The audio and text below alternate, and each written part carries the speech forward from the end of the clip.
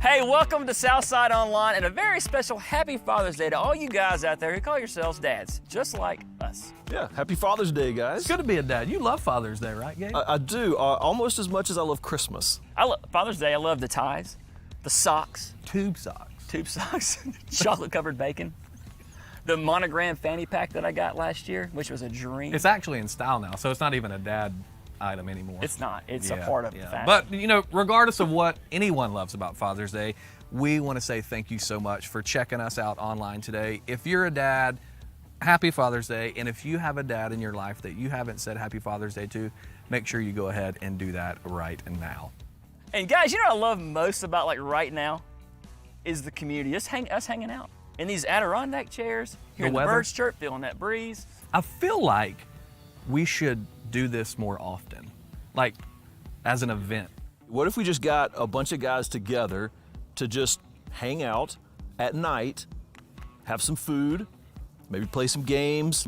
Yeah. Did you just immediately plan an event on the spot? I think so. We could call it something like Man Night. I've still got a sign from my fort at home that says no girls allowed. We can bring that. I love forts. I love them. Memories. So let's do it. Let's do it. So Man Night. Man Night. This week. We can't wait. This week. How about Thursday? What's that date? June 24th. That's it. Done. Thursday, June 24th. Yes. You know, I went to one of these before, and I didn't know anybody that was going to be there. So what I did is I played the Queen of Spades, and I said, hey, I'm going to bring somebody with me that I know. So when I get there, I know somebody. Bingo. I went to my neighbor 2 doors down. Not 3 doors down. Nope. If I go crazy, would you still call me Superman? I don't know. But Yeah. I brought him. We got there, had a great time. And, fellas, that night, walked away with the grand prize, which was a sweet cooler. I So like there are that. going to be prizes. Yes, and we could give away coolers. Ooh. You think one? No, but You think 2? probably more than 2. There's 3. 3 of us. Three coolers. And you know what 3 the best way to coolers. give this away is? Tell me. YouTube right now. Either you're on YouTube, but if you're not, head there, go to today's message, in the chat, register yourself, or sign up a dad that you love, and we're going to give away 3 coolers right now. Love it. Well, hey, it's been super fun hanging out with you guys today, and just again, Happy Father's Day. Happy Father's Day to you guys. We're about to hear a message from Clay Scroggins to finish up our Mind Trap series. It's going to be really good. This series has been great. If you've missed any of it, be sure to head back online and check out some of those messages. But before we hear from Clay, let's sing together. Let's do it. Us sing together right now? I'm good.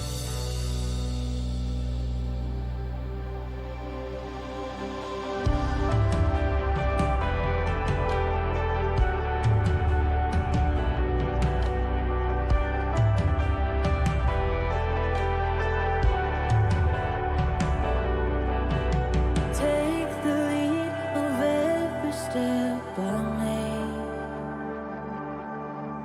even if you tell my feet to wait. 'Cause where you are is where I wanna be. The depth of me is calling for the deep. I don't want it if you're not in it. I just want you. I don't want it if you're not in it. I just want you. Your heart, your ways, show me your face, your song, and your voice break through the noise.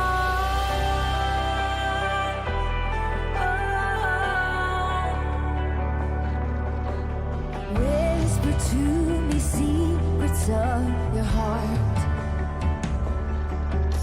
'cause I want to discover all you are.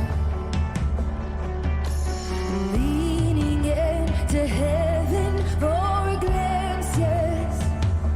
And I will partner with your presence here again. I don't want it if you're not in it. I just want you.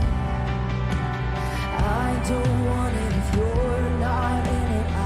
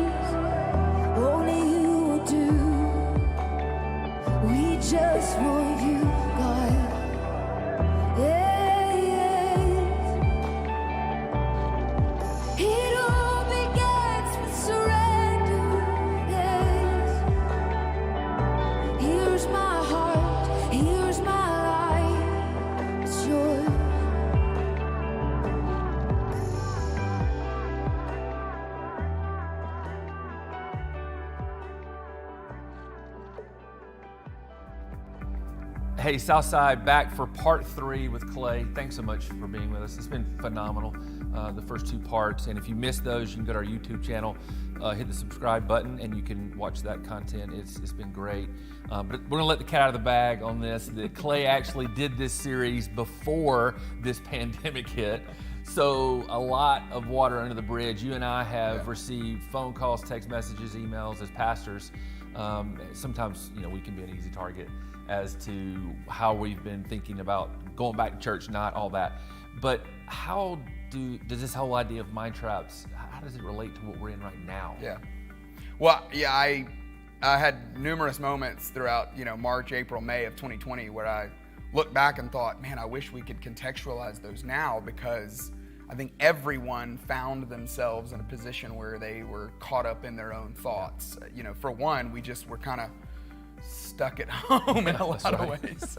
But anyone who's had to lead through anything, whether it's if you're an educator, if you're a first responder in any way, whether a police officer, fire official, or even working at a hospital, whatever the case, maybe if you're a social worker or work for the government or even having to figure out what this means for your business, everybody knows the challenge of decision fatigue, that every single moment is a new decision that we're facing. And so from that alone, I think our minds are more tired. Yeah. And so I think in the same way, I get tired even thinking about it. It is, it's kind of exhausting. And when your body gets tired, your body's more susceptible to get sick. Yeah. And I think in the same way, when your mind gets tired, your mind is more susceptible to whatever's the easiest bait to take. And oftentimes the bait we take is the negative emotion, is the emotion that we can just latch onto. It's just easier to go, hey, this is everybody else's problem and I'm the victim. And in a lot of cases, we are victims. We're victims to the circumstances that we've all been dealt. And so I hope that these messages are still relevant. I wish I could go back and contextualize them, but I would imagine people will naturally do that as they listen, that they're just as relevant. We had the conversation today, timeless and timely, and this series really is so important. I feel like, to me, the last 2 weeks have been very applicable to just what we've gone through, but also where we're going for the future. So again, thanks so much for being with us these last 2 weeks. And so at this time, we're going to hear part 3, the conclusion of Mind Traps.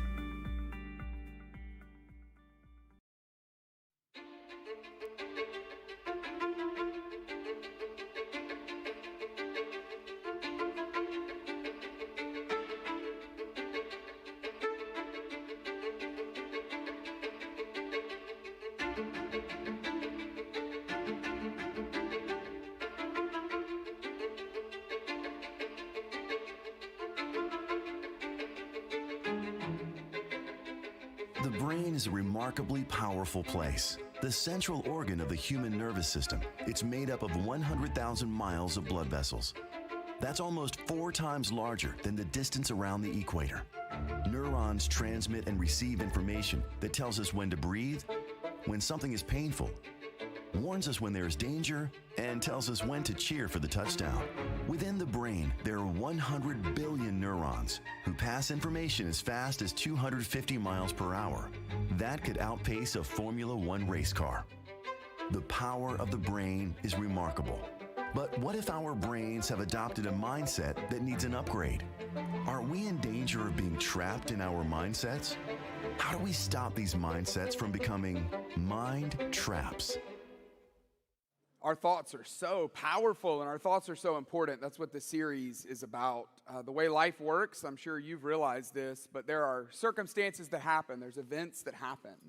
And then all of a sudden we get feelings. We have these feelings about them. And I've recognized that people so often come to church, or people go to a counselor, or even seek relationships or job or money or wealth or status or security to just feel better. We all want to feel better. We all want to feel good, but it's a little counterintuitive when we realize that our feelings are really caused not by those circumstances, but our feelings are caused by our thoughts.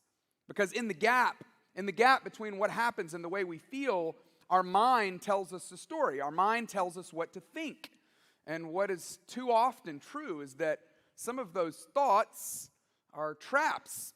They're not actually real. They're not true. They're giving us distortions of what's actually happening or what we're actually experiencing.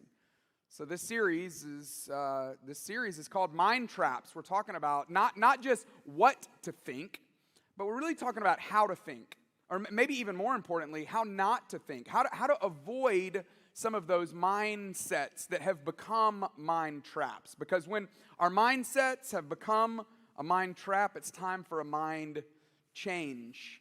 And that's what my hope is for you. That's my hope for myself in this series. And so what we've done in this series is we basically just talked about maybe 3 of the most common cognitive distortions or mind traps that we could find ourselves in.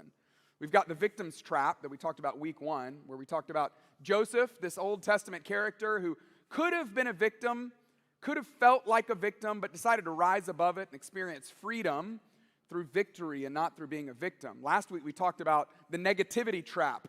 We talked about the Apostle Paul, who wrote such positive, forward-thinking, can-do, optimistic words, specifically in his letter called Philippians.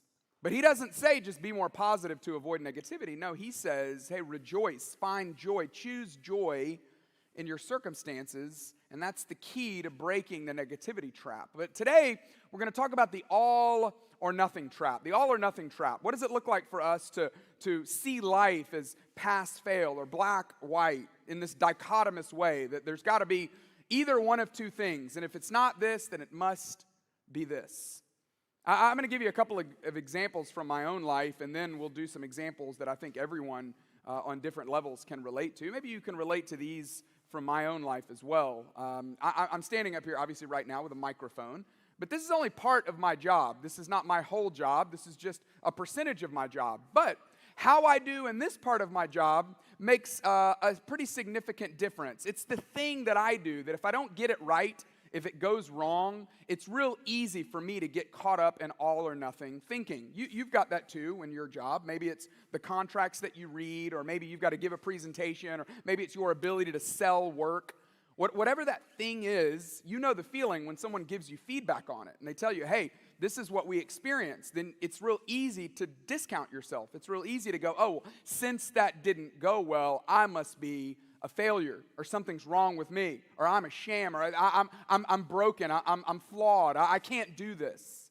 It's amazing how that works in all of our worlds. I'm also a parent, and as a parent, one of the most embarrassing things that can happen as a parent is whenever we're in public and a child has some kind of tantrum or throws a fit. And sadly, that happens to me just like that happens to some of you as well. In fact, the other day I was at Costco and my kids were acting the fool. And one of them particularly was just not interested in sitting in that little basket up front that's designed for children to sit in. No, this child's 2. And so this child decided, no, I want to sit in the bigger basket. I want to sit where all the groceries go. And I'm, unfortunately, one of my flaws as a parent is I can be a little bit of a pushover. And so I gave in. I said, okay, because you got to choose your battles. I said, all right, I'm going to go, well, that's fine, but you got to stay right in here, So sure enough, we're down like maybe one aisle before he's standing up, surfing the grocery cart like he's riding some kind of wave. And this lovely gentleman, looked like a grandfatherly type man. He comes over to me and he says, you know what you're doing is extremely dangerous. I looked back at him and I said, no one asked you. I'm just kidding. I didn't say that. I thought that, but I didn't say that. No, he walked away giving me this like completely judgmental look, like I can't believe they let you have these children, like this is wrong, And immediately my thoughts did the same thing. My thoughts immediately condemned me. There's something wrong with you. I can't believe they let you have these kids. I can't believe they let these kids have these parents. You're not cut out for this. You can't do this. Immediately, I found myself caught in the all or nothing trap. The all or nothing trap, the definition of it real simply is the tendency to think in terms of polar opposites without accepting the possibilities that lie between these 2 extremes. The tendency to think that life is either this way or life is this way. And when something bad happens, what we often do is we go, well, obviously life can't be this way, so it must be this way. Maybe you've experienced this. Maybe you're single and you've been dating and you go on a first date with someone, or maybe you can remember when this happened. And the first date seemed to go well. You know, you got that congratulatory text at the end of the date, you know. Say, hey, I really enjoyed it. Can't wait to do it again. And you go, oh my goodness, I'm successful. Look at me. Like, I'm basically just a modern day Casanova. I'm really good at this. I've always thought I was, but look, here I am. I was working my game, and it would seem to be working. I feel successful. But then maybe others of you, maybe you've experienced a breakup in a relationship. Maybe even worse, maybe you've just recently gone through a divorce. Maybe it wasn't your first one. Maybe it was your second one. Or maybe even your third one. And it's real easy in those moments when it doesn't work out to tell ourselves messages. Oh, well, since that didn't work, then I must be worthless. I'm damaged goods. Nothing good will ever happen to me. I knew I couldn't get it together, and sure enough, I can't. Or maybe you're in school, or maybe you have to pass some kind of exam. Maybe you know what that is like. Maybe it's a financial exam, or maybe it's an exam to get some sort of license, and you pass it, and it goes well, and you feel smart. Or maybe you didn't pass it, and you failed it, and you feel stupid. I remember when I was 15, and I took my learner's permit exam, and I failed it. I couldn't believe it. And I remember thinking, I'm so dumb. I mean, I don't care what's happening at school. I feel so stupid. How could I not pass this? And I was embarrassed to tell other people. I was embarrassed to get back in the car and tell my parents, you're not going to believe this, but your kid's an idiot. I would imagine they probably would have been like, no, we believe it. We've kind of thought it, but no, maybe for you, maybe you're in the middle of some kind of new health regime. Maybe you started out this year and you thought, you know what, I'm going to do something different this year. I'm going to eat differently. I'm going to exercise differently. And maybe that went well for a week. And you felt wonderful. You thought, this is just awesome. I'm like keeping it all up. I'm keeping it all together. I'm logging it in on the app. Everything's going well. I feel so wonderful. Or maybe a couple weeks later, the wheels came off, and you went to a Mexican restaurant and ate the entire basket of chips, and you felt terrible. I have a friend, whenever I ask him about how his new health regime is going, he always tells me the same thing. He says, oh, I feel terrible. I'm at my slaughter weight right now. And I think that is a terrible way to talk about it. It makes me laugh, but a terrible way to talk about it. But that's the way all or nothing thinking works, that we're either awesome or we're terrible. Things are going great or things are not. What's interesting about all or nothing thinking, this dichotomous way of thinking, is that you know who the worst people in the world are at this? Are religious people. Religious people are great dichotomous thinkers. For years, religious people have used this all or nothing way of thinking to motivate us. Not motivate us in love or motivate us in goodness, but to motivate us out of fear. That if you're not this way, you must be this way. Religiosity is fueled by rigidity. That there's a right and there's a wrong, and if you miss it, you're done. And religious people, unfortunately, over the last however many years, have done a really great job of oversimplifying super complex issues with all or nothing thinking. Now, before you go too far and go, well, are you saying there's no absolutes in the world? Absolutely not. There are certainly things that are absolutely true. But what I've learned in life is that maturing faith understands nuance. A maturing faith understands that there are less things to be really certain about. And there are more things to be less certain about. But there are only a few things that we should really feel certainty around. That there are some things that we'll just never really be able to understand. There are some things that we'll never really know what to do with. But there are certain things in life, only a few of them, that we can be even more absolute with.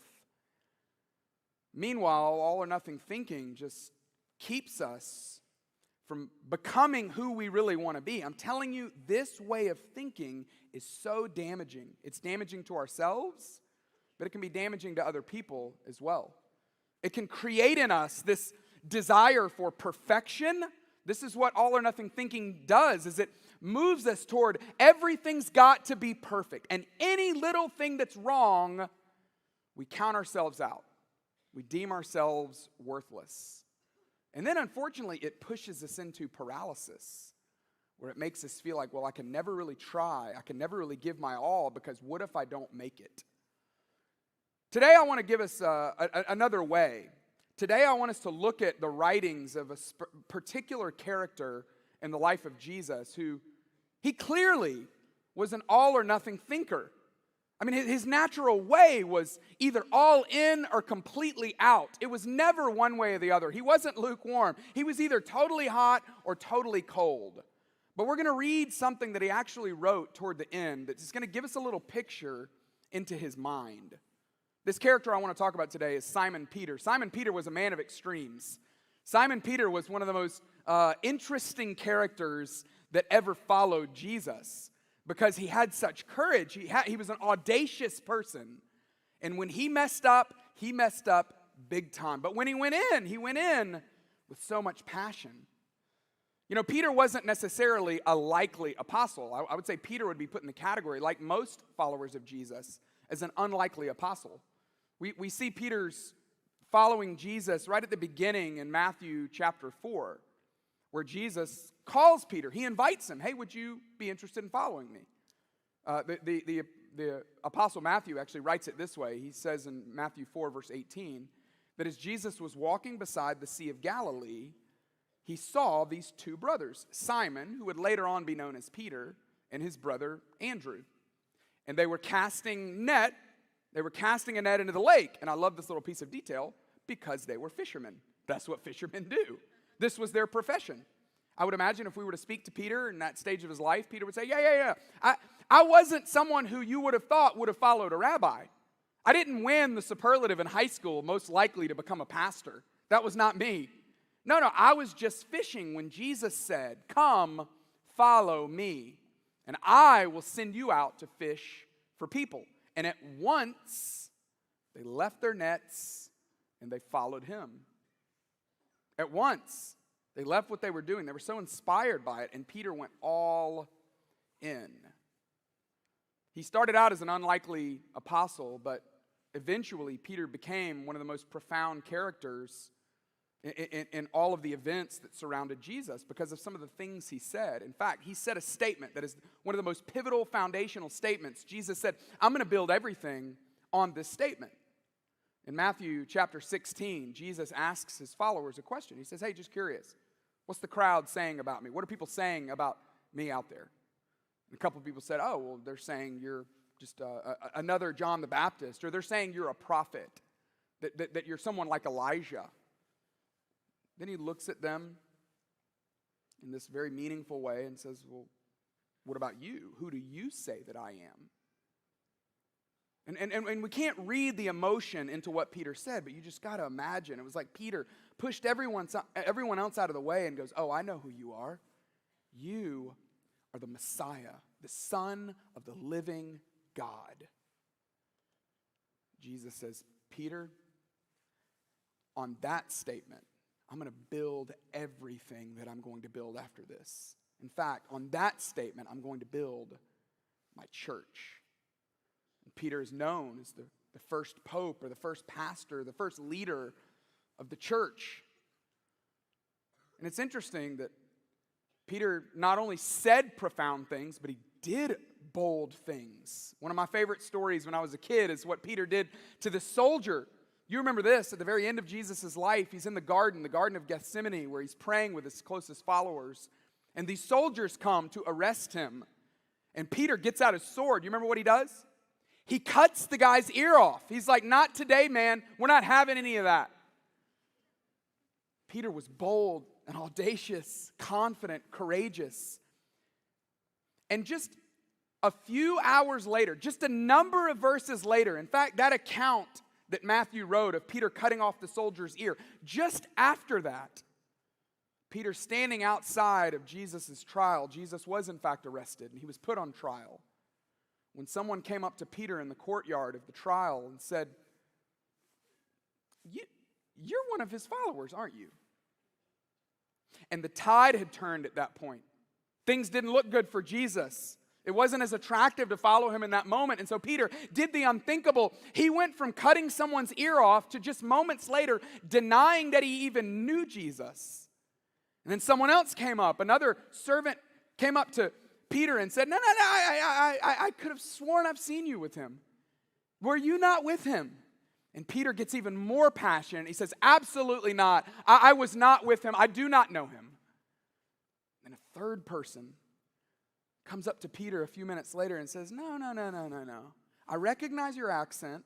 I can tell even in your facial features that you're from the same region that he's from. And I'm pretty sure I've seen you with him. Aren't you one of his followers? And Peter said, no, I don't even know that man.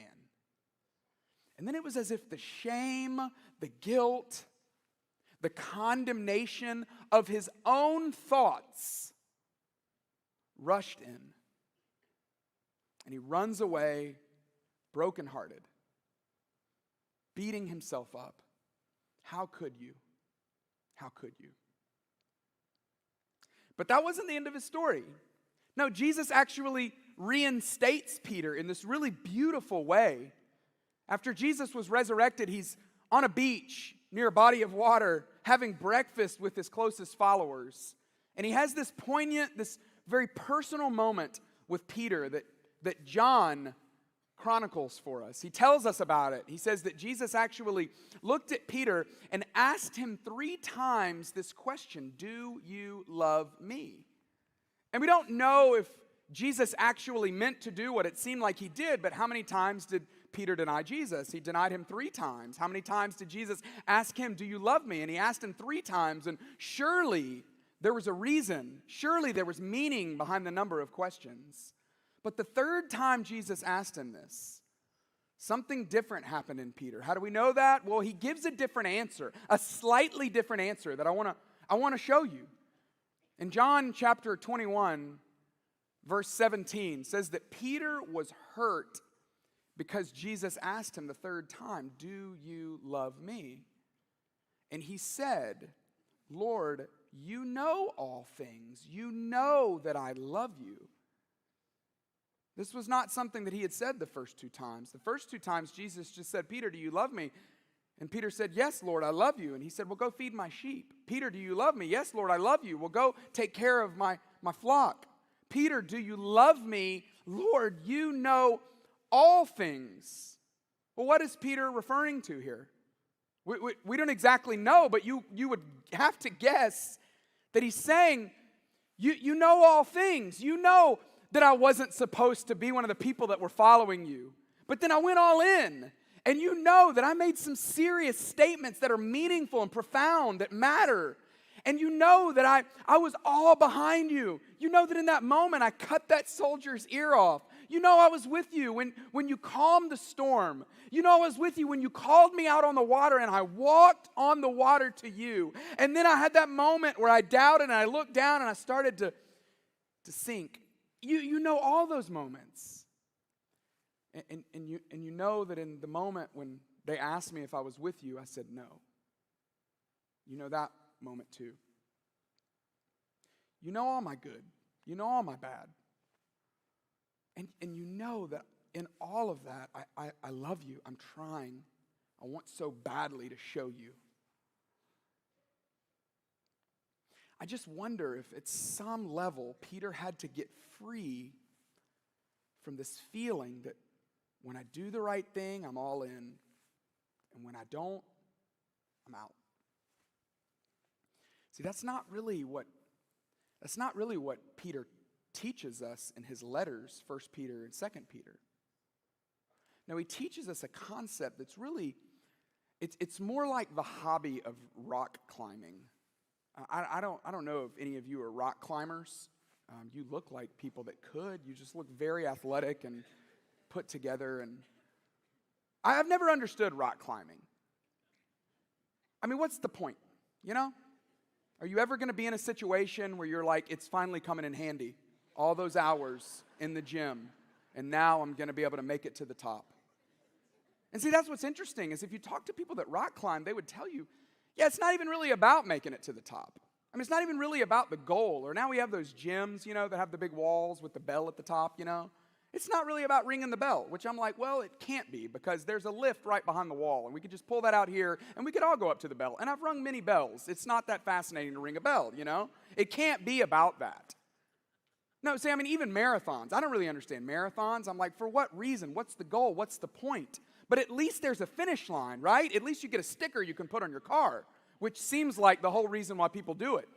But you know this to be true when it comes to rock climbing. It's like the whole point is the climbing. That's the point. The point is the struggle and the growth and the movement. It's like that amazing poet said. What was her name? Miley Cyrus. There's always going to be another mountain. I'm always going to want to make it move. Always going to be an uphill battle. Sometimes I'm going to have to lose.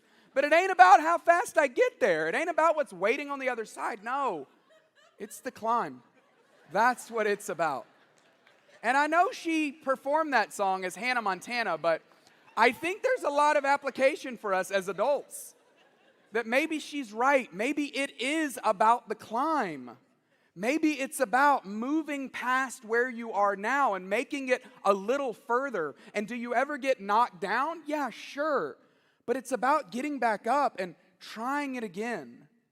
And life is so much more about this journey than it is about this destination. And as long as we get trapped in all or nothing thinking, which, by the way, I think we kind of like it. I think we kind of like this black or white way of life. Why? Well, because it's at least simple. We at least know when we're winning and we know when we're not. But limiting yourself, if you would choose to limit yourself to a pass-fail perspective, then you're going to limit how much God actually grows you. If you limit yourself to thinking of life as I've either made it or I didn't make it. My career was a success or it wasn't. That marriage either won or it lost. In all of life, if I either get it or I don't, that's going to determine all the value. It's either all or it's nothing. And if we get trapped in that, if we get locked in that, then we miss all of the growth that God wants for us. Life is way more about a laboratory of learning than it is an exam to pass or an exam to fail. And Peter seemed to eventually get this. How do we know this? Well, because of what he wrote. I mean, this is beautiful, but we have these two letters that give us a little insight into his mind. And so I want to pull out the very beginning of his first letter, creatively titled 1 Peter. I want to just pull out a couple of really simple verses that have profound concepts, where we start to see that Peter even understood that on my good days, it's really all about him. And on my bad days, it's still really all about him. Here's what he said in 1 Peter chapter 1, verse 13. He said, "Therefore, with minds that are alert and fully sober." I love that he starts there. He starts by saying, hey, it all begins in your mind. And you've got to get to a place where your mind is both alert, but also where it's fully sober. What does it mean for your mind to be alert? Eugene Peterson translates this in the Message. He says that our sleeves are rolled up and we're ready for action. We've got to approach our day that way. We've got to approach our life that way. That our minds have to be alert, sleeves rolled up, ready for action. On the lookout for any distortion that we're involved in, any trap that's keeping us from thinking the way God would want us to think. And then we've got to be fully sober. I look up the definition in the original language of what it means to be fully sober, and it means not drunk, which makes a lot of sense. But then I started thinking, well, what kind of thoughts? Why is our mind getting intoxicated? What kind of thoughts are intoxicating our mind? And maybe it is this victim's mentality or this negative thought that we just enjoy for some reason. Or maybe it's this all or nothing way that we just like because we at least know, am I winning or am I losing? We really enjoy it when it comes to other people. We love telling other people, yeah, You're done. Wow, you really made it. And he says you got to keep your mind in a state of alertness and fully sober. So that you can do something. So that you can what? Well, he tells us, so that you can set your hope on the grace to be brought to you when Jesus Christ is revealed at his coming. He points to something in the future. He says there's going to be a day where Jesus is going to return and make all things right. This is known as the second coming of Christ. That as followers of Jesus, this is what followers of Jesus believe, that there is going to come a day at the end where Jesus is going to come and be the final judge. And he's going to determine who's in and who's out. And he's going to we have to give an account in that moment of what we did with our life. And he says, in that moment, I am depending on grace. Because if I try to add up all the good and hope that it outweighs all the bad, I don't know that it will. And so he's telling us the secret is to set your hope on grace. Well, what is grace? Grace is getting that thing that you didn't deserve. Grace is getting the mercy given to you that you didn't earn. Grace is God's way of making things right. Grace is Jesus. Jesus is grace. Grace is that he went to the cross to pay for our sin. Grace is that he lets us share in his resurrection. That there's nothing that can hold us down. There's nothing that can hold us back because of the life that he won for us. That's grace. Peter says, the only way I know how to make it out of this all or nothing trap is to depend on grace, is to set my hope on grace. So would you do that? Would you keep your mind alert and fully sober? And would you choose to set your hope on grace? And then he ends this little section with this really challenging, maybe even a little hard to understand conversation about holiness. Here's what he says. He says, as obedient children, do not conform to the evil desires that you had when you lived in ignorance. Evil desires. What is it? Anytime we think something for someone else that is not healthy or good for them. Anytime we have negative thoughts about ourselves. Anytime we want things that aren't necessarily ours to want. Anytime we desire something more than we desire him. He contrasts this. He says, don't be conformed to these evil desires. No.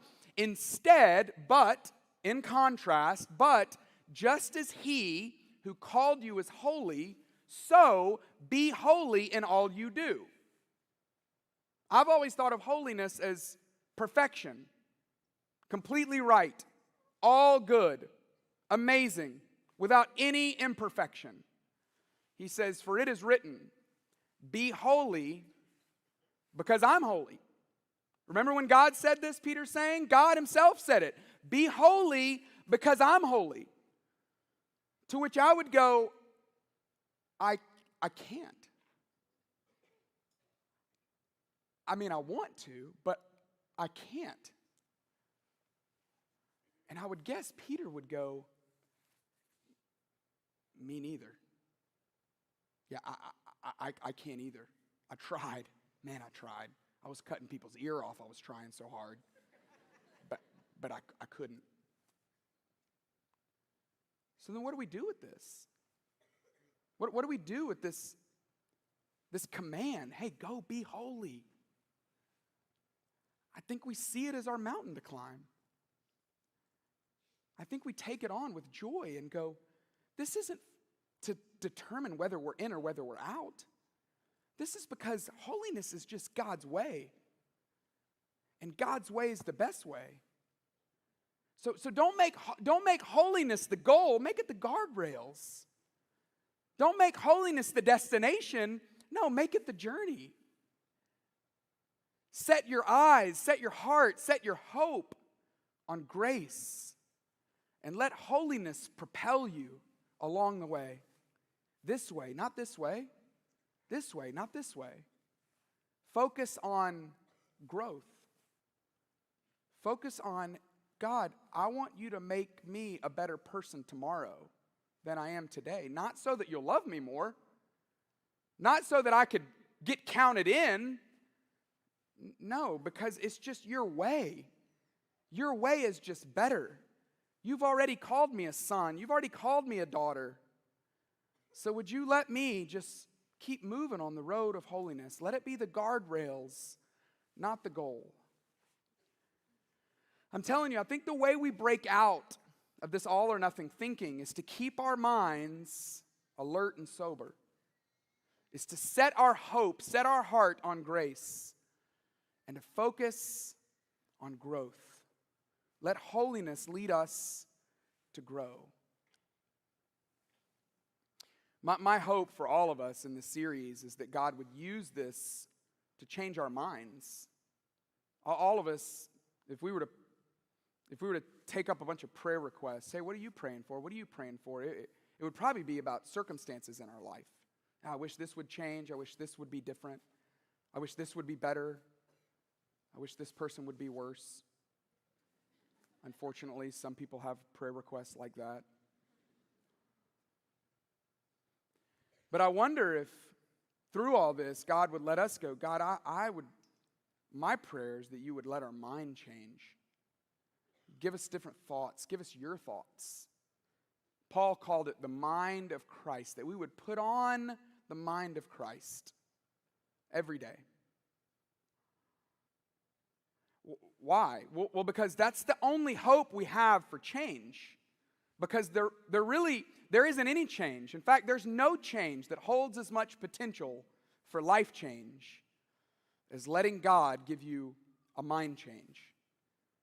There is no change. There isn't any amount of change that holds as much potential for life change as asking God, would you give me a mind change? Would you change my thoughts? If you're not going to change my circumstances, would you change my thoughts? Don't let me get caught up in a victim's trap. Don't let me get caught up in the trap of negativity. And give me freedom from this all or nothing way that wants to hold me hostage. Because there's no change like the life change that comes from God giving us a change of mind. And so as we pray to finish this, I would just love to invite you to pray with me.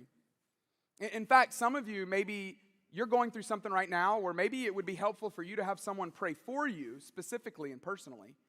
In fact, we have a room, we call it the studio. If you just walk out in the lobby, it's over on this side of the building. And as you're walking past the studio, I would just invite you. We've got a team of people that would just love to pray for you.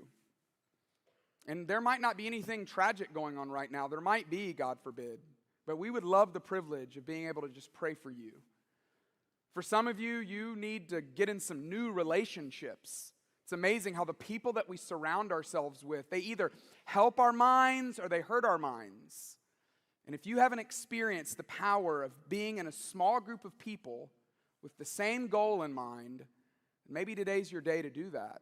You're going to be handed a little card that's got some, we call them short-term groups.